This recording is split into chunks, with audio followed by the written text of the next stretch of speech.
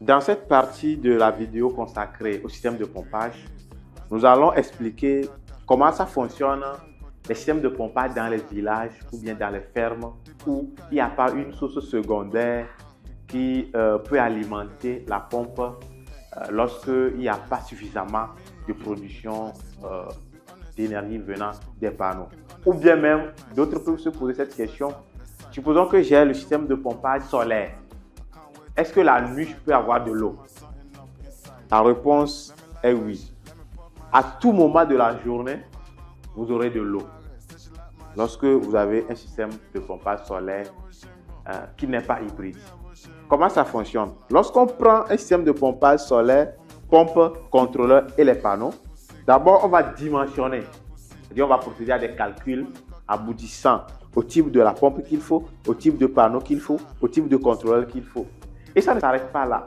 Dans une ferme, par exemple, on doit avoir ce qu'on appelle un polytank qui va servir à stocker de l'eau pour utilisation ultérieure. Lorsqu'on prend ce polytank ou bien ce réservoir, le choix va partir de la quantité d'eau qu'on aura besoin sur un minimum 24 heures. D'autres peuvent aller au-delà de 24 heures, même minimum 24 heures. Et qui va faire que quand il y a le soleil et que la pompe aspire de l'eau ou bien refoule de l'eau pour remplir ce polytank, quand c'est plein, la quantité d'eau qu'on aura, on est parti donc pour une couverture sur 24 heures minimum.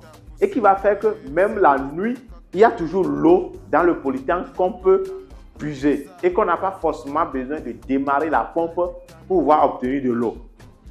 C'est-à-dire quand il y a le soleil, ça aspire l'eau, ça remplit le polytank. Et donc c'est le polytank maintenant qui sert de réservoir d'eau, qui sert de stockage d'eau qu'on pourra utiliser même quand il n'y a plus de soleil.